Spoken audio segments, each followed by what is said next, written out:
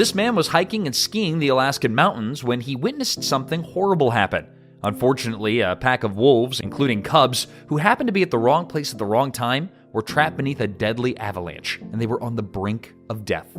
At first, the man was scared to rescue the wolves because he feared they would attack him. But just a few hours before the man went hiking and skiing in that area, the local news had warned hikers to be cautious because some wolves had attacked someone just a few days earlier on that same mountain. But the man could not just leave the helpless wolves to die in that horrible way. He knew that if he didn't do something immediately, some of the cubs that were completely buried in the snow would die from cold and suffocation. So he risked his life to save them. After he helped the wolves out of the snow, they slowly regained consciousness, and he wanted to quickly get away, fearing that they would attack him. But what the wolves did next is simply unbelievable and will bring you to tears immediately. Eric was a 29-year-old Alaskan local who loved skiing and hiking in the Alaskan mountains. As a child, Eric and his late father would go skiing and hiking almost every holiday, and he enjoyed every bit of it.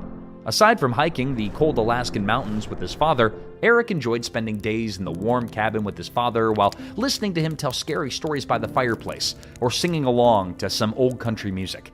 Unfortunately, when Eric was 22 years old, his father passed away from cancer.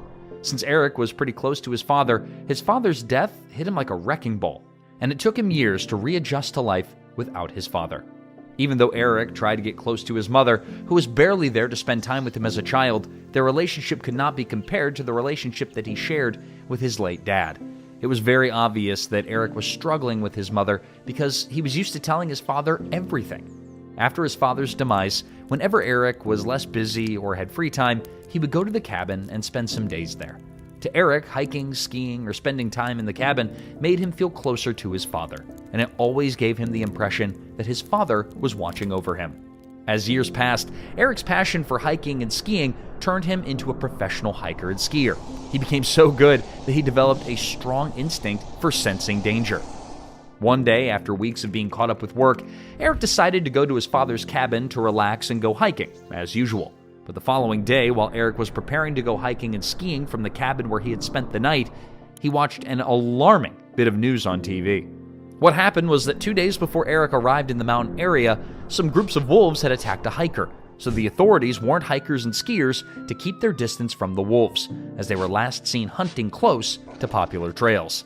Later that day, just as Eric had watched in the news, while hiking in the mountains, he spotted a wolf pack from a distance several times. Even though the wolves didn't look aggressive or walk in Eric's direction, he was still very worried because of what he had heard. Luckily for Eric, while he was still trying to convince himself that the wolves would not attack him, he bumped into another hiker who also had spotted the wolves. The hiker assured Eric that the wolves would not harm him because they showed no signs of aggression, and they kept their distance. But before the hiker left Eric, he also warned him about the frequent avalanches that happened in the area that he was heading to. But Eric claimed that he would be careful and safe. After Eric heard that the wolves would not harm or attack him, he was a bit relieved, and he continued to hike the mountain toward his destination, which was the mountain summit. Since he was so engrossed in meeting his hiking goal, Eric completely forgot about the wolves who were still in the area, and he ignored the warning about the avalanche. About 2 hours after Eric spoke with the other hiker, he reached the mountain summit and was actively preparing to ski down when something terrible suddenly happened. Just as Eric was about to ski down, he noticed some sudden cracks in the snow and the temperature rising sharply. But that wasn't all. Small chunks of snow began to fall without control. Thanks to his instincts, Eric immediately realized what was about to happen, and he managed to escape the danger zone just in time. Barely able to catch his breath after he got out of the danger zone, Eric saw from afar how massive cracks formed in the snow at the top of the mountain, eventually triggering a devastating avalanche. But that wasn't all. Eric saw something horrifying that caused his heart to drop to his stomach. Unfortunately, the same wolf pack that he had seen throughout the day was right where the avalanche happened, and because none of them could escape on time, they were all trapped and buried beneath the avalanche. "Oh my gosh, what have I done? I should have listened to the hiker when he warned me about the avalanches," Eric said in a panic. Somehow, Eric believed that his climbing up that mountain summit caused the avalanche, thereby making him responsible for the poor wolves that were trapped underneath it. There were even cubs buried in the avalanche, and the thought of those cubs freezing or suffocating to death made Eric very worried. "I have to help them. I can't just leave them here to die," Eric thought to himself. It was almost like he was trying to convince himself to rescue the wolves. But at the same time, Eric was scared that the wolves would attack him or harm him after he rescued them. "It's my fault anyway, so that's the least I can do," Eric said to himself. With that, Eric skied down to where the wolves were buried underneath the avalanche and began moving the snow. Since the snow had formed a large pile on the wolves, Eric had to move the snow for about 10 minutes before he could see the other wolves. While Eric dug to where the wolves were, he expected that some of the wolves would leap out or jump up as soon as he took the snow off their bodies, but that didn't happen. None of the wolves moved their body, and it seemed like they had died from the hit. When Eric saw them in that state, he began to panic. One after another, he pulled out some of the wolves that were still stuck in the avalanche and kept them beside his backpack.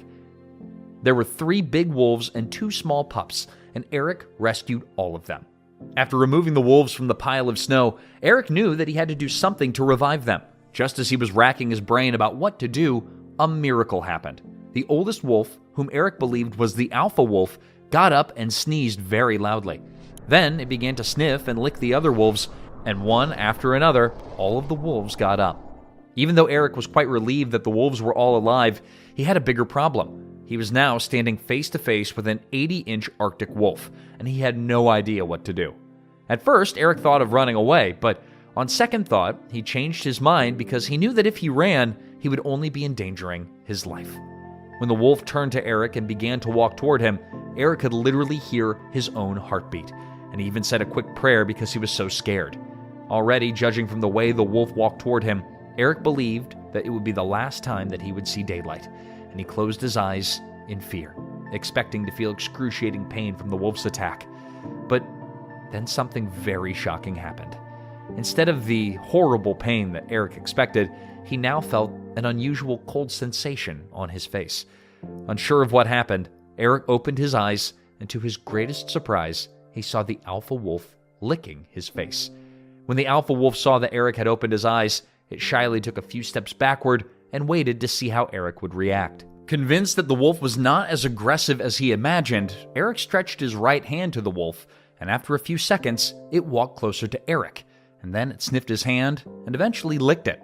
When the wolf was certain that Eric was not a threat and that he wouldn't harm it, it walked closer to Eric's face, gave him another lick, kissed him with his nose, and then ran away from the rest of its pack. Even though Eric was not a wolf or a zoologist, he understood what the wolf had just done. Somehow, being an intelligent animal, the wolf knew that Eric had rescued it and the rest of its pack from the deadly avalanche that almost claimed their lives. Hence, it had to thank Eric for being so kind and compassionate. So, licking and kissing Eric with its muzzle was the wolf's way of thanking him on behalf of the pack. After the wolf pack left Eric, Eric watched them until they got out of sight. Once the wolves were gone, Eric began to hike back to the cabin. He had narrowly escaped death twice, and he didn't think he would be lucky the third time. As time passed, Eric continued to hike that mountain. Though he never saw those wolves again, he never forgot his encounter with them. Even until his old age, Eric would tell his children and grandchildren how he had 2 close encounters with death and how he learned that wolves were actually brilliant animals. Sometimes things, or people even, that we judge by their outward appearance can turn out to be really good. When Eric saw the wolves, he believed that they were dangerous, but after his encounter with them, Eric learned that he had misjudged the poor animals, and he was glad that he didn't leave them to die just because he feared that they would attack or harm him. Thanks to Eric's kindness and timely intervention, the wolves had another chance to see the light of day.